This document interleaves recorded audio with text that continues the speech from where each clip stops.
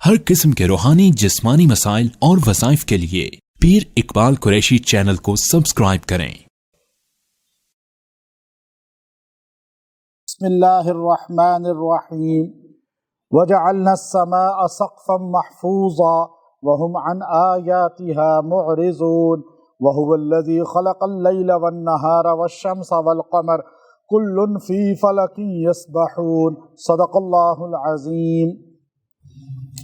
اگر کسی کے پاس ٹھکانہ نہ ہو، گھر یا کوئی جائے پناہ، تو اللہ تعالیٰ اس آیت کی برکت سے اس کو ٹھکانہ اور جائے پناہ عطا فرماتے ہیں۔ ٹھکانہ سے مراد گھر بھی ہے، اگر کسی کے پاس ذاتی گھر نہیں، یا اس کو کرائے پہ بھی گھر نہیں مل رہا، یا کوئی رہائش میسر نہیں آ رہی۔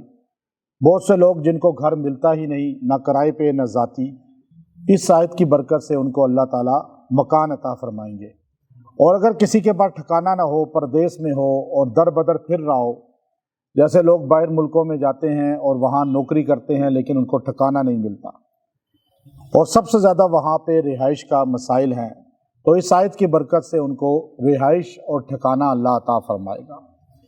اس آیت میں اللہ رب العزت نے آسمان کا ذکر کیا ہے، اور آسمان تو اللہ کی قدرت کا ایک شاہکار ہے۔ فرجع البصر ثم ارجع البصر، اللہ کہتا ہے ایک بار نظر اٹھاؤ، دوسری بار اٹھاؤ، تم میرے آسمان میں کوئی عیب نہیں نکال سکتے۔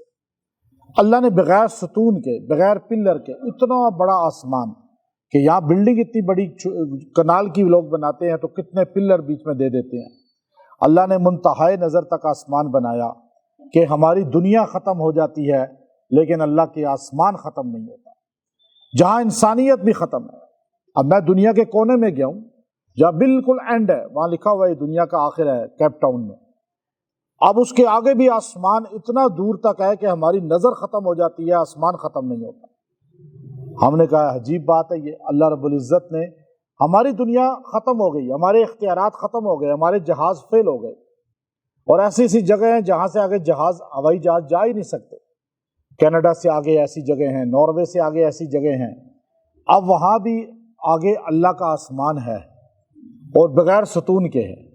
تو یہ اللہ رب العزت یہاں بتا رہا ہے وَجَعَلْنَا السَّمَاءَ، دیکھو تو صحیح، میں نے آسمان کو بنایا سقفاً، سقفاً یہ سقف ہے، یہ آپ کی چھت ہے۔ جو چھت ہماری ہوتی ہے وہ لنٹر لیک ہو جاتا ہے اور اس لنٹر میں گر جاتا ہے، بلڈنگ گر جاتی ہے۔ 50 سال بہت بڑی مدت ہوتی ہے۔ ابھی گھر بنتے ہیں، بلڈنگیں بنتی ہیں، ان کی عمر طے کرتے ہیں۔ ہمارے ملک میں تو ایسا ہے ہی نہیں نا، یا تو 100 سال بھی چلا لیں، پھر جب خود گرے گی تو لوگ مریں گے تو پھر ہی کوئی ہٹے گا وہاں سے، ورنہ تو نہیں۔ اب برج خلیفہ اتنا بڑا ہے، 50 سال اس کی عمر ہے، بس 50 سال بعد اس کو ختم، پھر نیا بنائیں گے۔ اب دنیا میں چھتوں کی عمریں ہیں، اللہ کے آسمان کی عمر کس کو پتا؟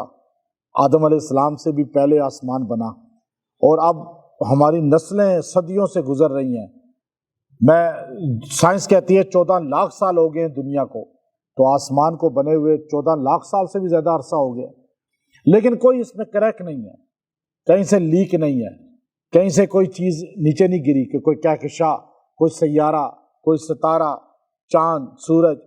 اللہ نے فرمایا کہ سقفاً، یہ ایسی چھت ہے محفوظہ، محفوظہ۔ اب یہ بیچ میں عمل ہمارے اللہ والے نے دیا کہ لوگ لنٹر ڈالتے ہیں نا گھروں میں، اب وہاں پر یہ آیت کریمہ، اگر لنٹر میں جو مسالہ ڈلتا ہے اس میں پانی کے اندر یہ دم کر کے، یہ آیت کریمہ اگر اس میں آپ 70 بار دم کر کے، اس میں پانی پہ دم کر کے اس مسالے میں شامل کر دیں، وہ لنٹر ڈال دیں، اتنا مضبوط ہوگا کہ اس میں کوئی عیب نہیں نکلے گا، لیکیج نہیں، کریک نہیں ہوگا۔ یہ آیت اتنی تاثیر اور طاقت والی ہے۔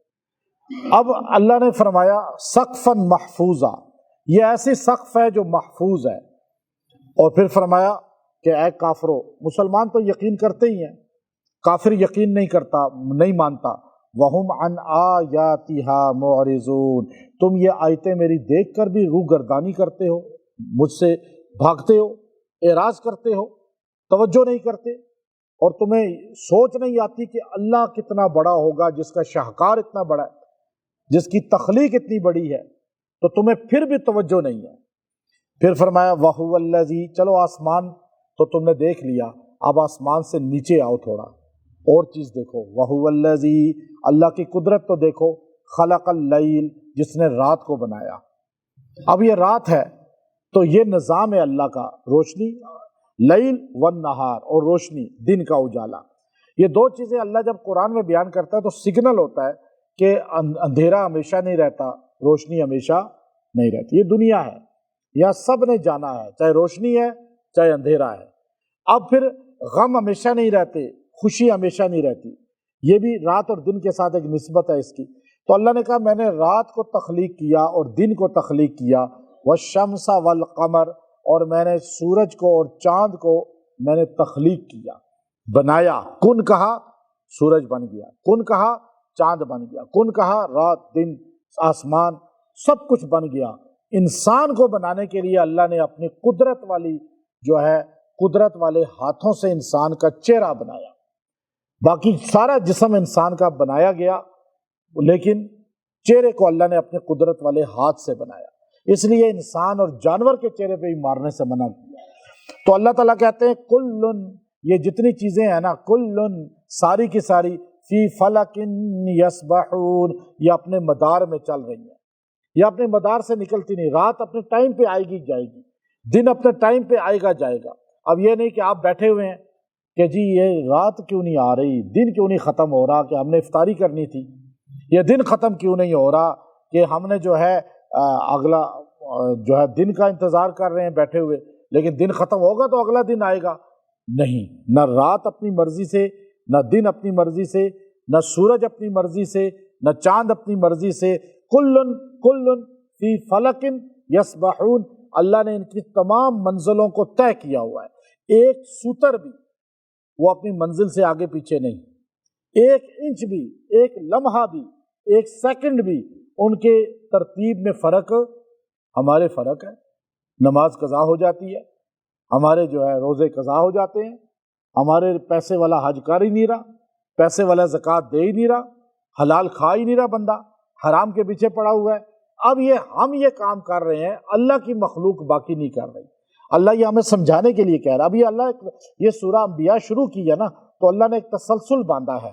آگے جو اللہ باتیں کرے گا وہ اصل ہے، آگے ایسی باتیں ہیں اللہ نے اس میں نبیوں کے 17 نبیوں کے 16 نبیوں کے واقعات بیان کیے ہیں۔ اصل مقصود وہ ہے، لیکن اللہ پہلے ایک تمہید باندھ رہا ہے، ہمیں ایک ذہن دے رہا ہے کہ دیکھو تمہارا رب وہ ہے، یہ توحید ہے اس کی، یہ وحدانیت ہے، یہ قدرت ہے، یہ طاقت ہے۔ جس کی طاقت کا اندازہ ہوتا ہے پھر اس کی بات ماننا آسان ہو جاتا ہے، جس کی طاقت کا اندازہ نہ ہو تو بندہ اس کو اگنور کر دیتا ہے۔ تو اب یہ جو آیت کریمہ ہے یہ بہت ہی زبردست آیت ہے کہ اگر انسان کے پاس ذاتی گھر نہیں ہے، انسان کے پاس ذاتی گھر نہیں ہے، کرائے پہ بھی گھر نہیں مل رہا، تو یہ پڑھے، اس کو 21 دن تک پڑھے۔ اور اگر ذاتی ٹھکانہ نہیں مل رہا، گیا کسی بھی ملک میں چلا گیا، یورپ امریکہ میں، وہاں تو ایک کمرہ نہیں ملتا، بیڈ نہیں ملتا رہائش کے لیے، اب وہ لوگ پھر رہے ہوتے ہیں، روڈ پہ پھر رہے ہوتے ہیں۔ مجھے کئی واٹس اپ کرتے ہیں یہاں سے، میں اس دن میرے پاس ایک ماں اور بچے آتے تھے، تو ماں ان کی آگے روتی تھی، یہ میرا بیٹا، یہ بیٹا، یہ 3 بیٹے ہیں، یہ یورپ جانا چاہتے ہیں، یو کے جانا، 2 کہتے نہیں یورپ، ایک کہتا ہے یو کے۔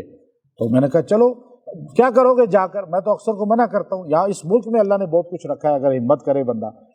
تو ایک بیٹا چلا گیا یو کے، الحمدللہ پورے وظائف کیے، دوسرا بھی چلا گیا یورپ، تیسرا بھی چلا گیا۔ اب تینوں وہاں سے جا کے نئی فٹیک، اب ماں بیچاری بوڑھی آدھی رات کو ادھر آ کے ٹوکن کے لیے بیٹھ جاتی ہے بوڑھی۔ اب میرے بچوں کی نوکریاں نہیں لگ رہی، پہلے کیا آ کے رو رہی کہ ان کو رہائش نہیں ملی، کمرہ نہیں مل رہا، بیڈ نہیں مل رہا، کدھر رہے ہیں، روڈ پہ رہ رہے ہیں۔ ہمیں کیا پتا جی یو کے والا ہے، پیسوں کے انبار ہیں اس کے پاس، ہم تو لالچ میں آ جاتے ہیں یو کے کا سن کے، اور ہمیں پتا ہے کہ وہاں کتنا مشکل ہے زندگی۔